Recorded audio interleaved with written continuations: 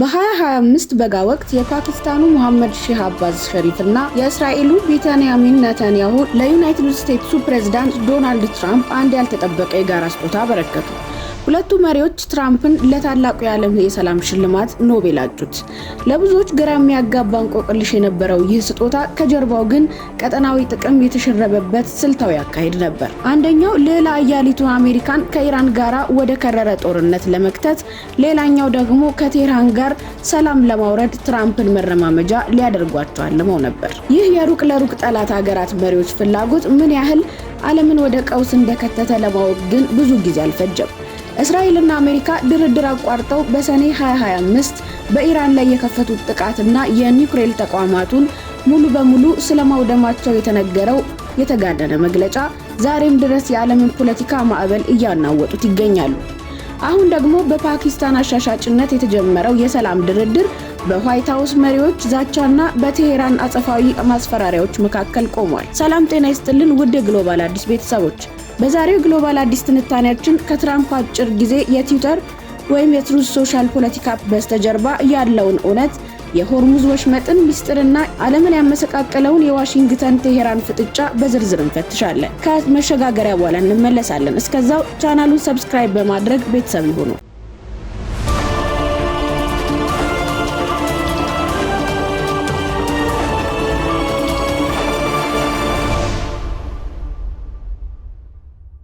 የፓኪስታን ጠቅላይ ሚኒስትር መሐመድ ሼህ አባዝ እና የእስራኤል አቻቸው ቤንያሚን ኔታንያሁ በ2025 በጋ ለዩናይትድ ስቴትስ ፕሬዝዳንት ዶናልድ ትራምፕ ፊትና ኋላ ሆነው ያቀረቡት ስጦታ ለብዙዎች እንቆቅልሽ ቢሆንም ነገሩን በቅጡ ለሚያውቅ ታዛቢ ግን አስደናቂ አልነበረም።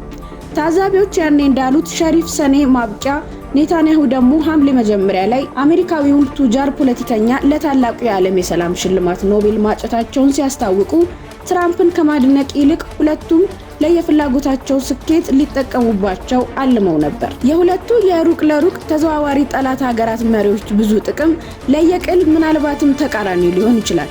ሁለቱ መሪዎች ከትራምፕ ጋር የመሰረቱት ወዳጅነት ወይም በትራምፕ መተማመናቸው ግን ሌላ ኃያሊቱን ሀገር ኢራን ላይ ከጦርነት ለመዶልና ከኢራን ጋር ሰላም ለማውረድ መዋሉን ለማወቅ ዓለም ከ6 ወር በላይ መጠበቅ አላስፈለገውም። እስራኤልና ዩናይትድ ስቴትስ ድርድር አቋርጠው ሰኔ 2025 ኢራን ላይ የከፈቱት ድብደባ በጣሙን ኢራንን በትንሹ እስራኤልን መጉዳቱ አሜሪካኖችን ማክሰሩ አላከራከረም።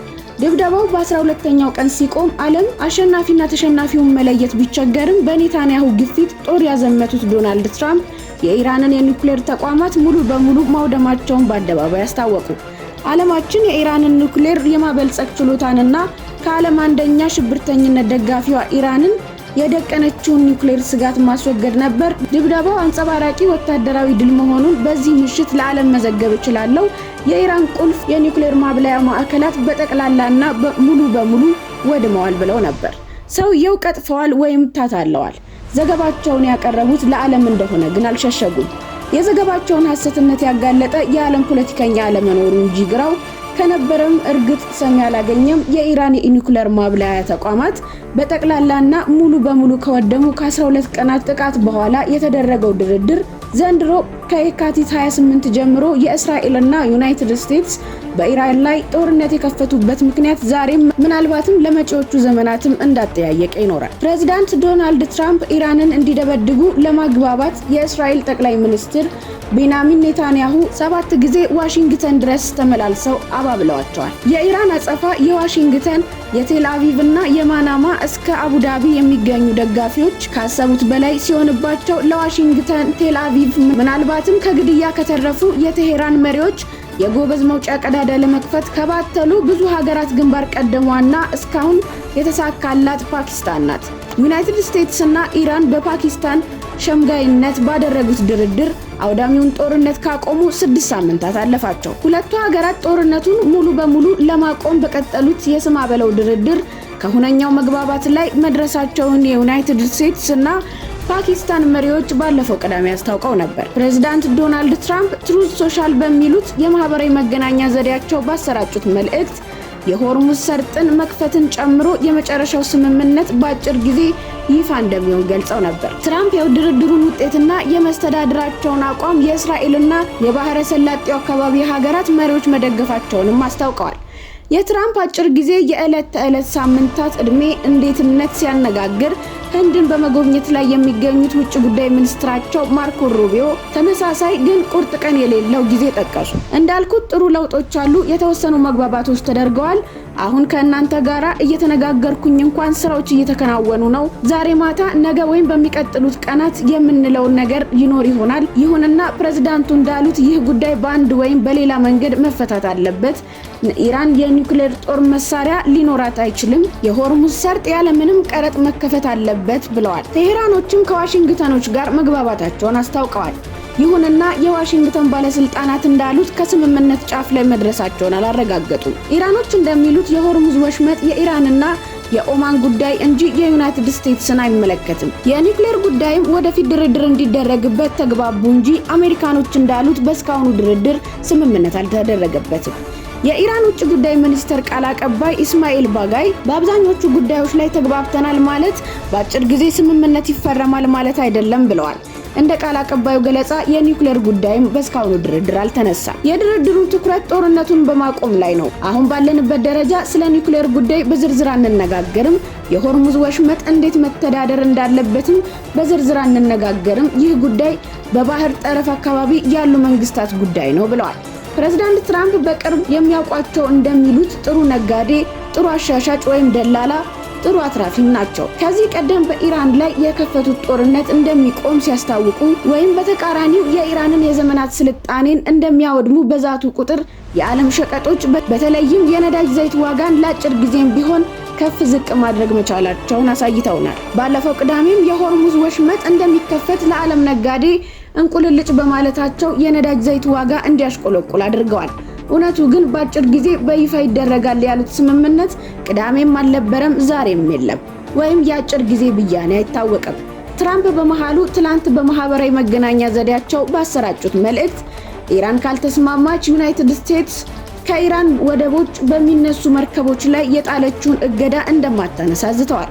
ውጭ ጉዳይ ሚኒስትር ማርኮ ሩቢዮ ከህንድ ባስተላለፉት መልእክት የኢራን የኒውክሌር መርሃ ግብር በአንድ ወይም በሌላ መንገድ መፈታት አለበት ሲሉ አንድም በጦርነት ሁለትም በድርድር ማለታቸው እንደሆነ ለማወቅ ተንታኝ አያስፈልግም። ኢራን የኒውክሌር መርሃ ግብሯን ለማቆም በ2015 ተስማምታ ነበር።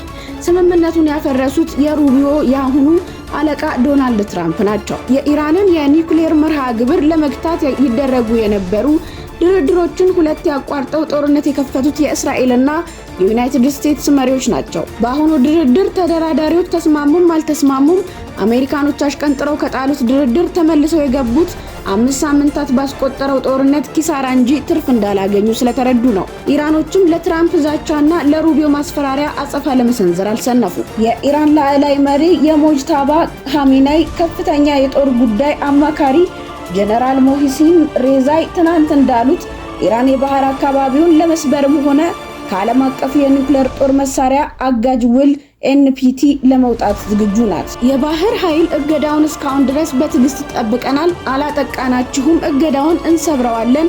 ከዚህ በላይ በጣም ትልቁ ጉዳይ ልንገራችሁ፣ ምናልባትም የኤንፒቲ ውልን ልናፈርሰው እንችላለን። ማስፈራሪያችሁ ምን ማለት እንደሆነ ይገባችኋልን? ከኤንፒቲ ውል ብንወጣ ምን እንደሚገጥማችሁ ታውቃላችሁ።